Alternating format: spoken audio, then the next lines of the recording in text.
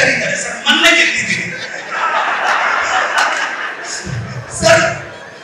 ಮಾತಾಡಿದ್ರೆ ರಾಜೀನಾಮೆ ಕೊಟ್ಟು ನಾನು ಹೇಳಿದೆ ನಾನೇ ಕೊಡ್ಬೇಕು ಕೂಡ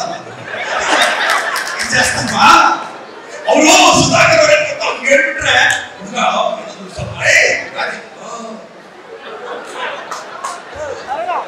ಬಿಸ್ಲರಿ ಕುಡಿದಿರೋ ನಿಮಗೆ ಅಷ್ಟು ಟ್ಯಾಲೆಂಟ್ ಇದ್ರೆ ಕಾರ್ಪೊರೇಷನ್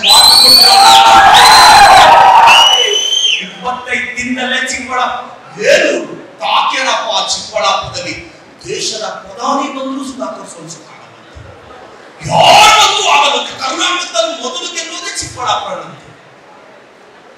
ಅಣ್ಣ ತಗ್ಗಿ ಬಗ್ಗಿ ನಡೆದ್ರೆ ವ್ಯಾಲಿಡಿಟಿ ಇರುತ್ತೆ. ನಾನು ಹೇಳೋದಿಷ್ಟೇ ಅಣ್ಣ, ನಾನು ಗೆದ್ದ ಮೇಲೆ ನಿಮಗೆ ಪ್ರತಿ ಮನೆಗೂ 70,000 ಮನೆಗೆ ನಾನು ಸೀರೆ ಕೊಟ್ಟೆ. ವರಮಹಾಲಕ್ಷ್ಮಿ ಯಾಕೆ ಕೊಟ್ಟೆ ಗೊತ್ತಾ?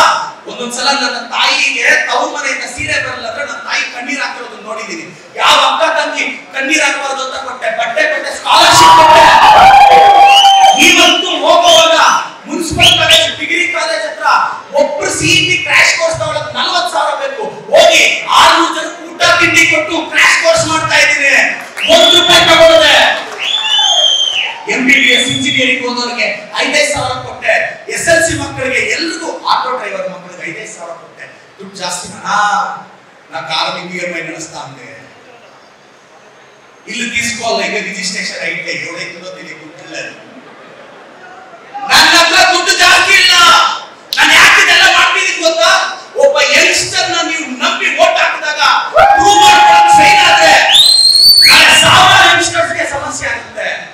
ಆ ಕಾರಣಕ್ಕೆ ನಿಮ್ ಜೊತೆ ನಾವಿದ್ದೀವಿ. ಸದಾಶಿವನಗರಕ್ಕೆ ಬಂದ್ರು ಸಿಕ್ತಿರ್ಲಿಲ್ವೇ? ನಾನು ಇವತ್ತು 6:30 ನಿಮ್ ಮನೆ ಬಂದು ಎತ್ಕೊಂತ ಇದೀನಲ್ಲಕ್ಕ.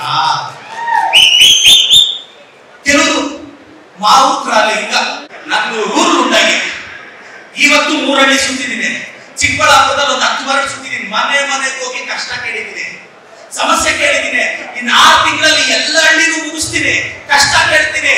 ನೀವು ಬೆಳಗ್ಗೆ 2,000 3,000 ಕಾರ್ ಬಾಡಿಗೆ ಮಾಡ್ಕೊಂಡು ಅಲ್ಲಿ ಹಾಕಿ 9:30 10 ಗಂಟೆ 11 ಗಂಟೆ ಆದ್ರೂ ಬರ್ದೆ ಬೇಜಾರಾಗಿ ವಾಪಸ್ ಬರೋ ಕೆಲಸ ನಾನು ಮಾಡಲ್ಲ.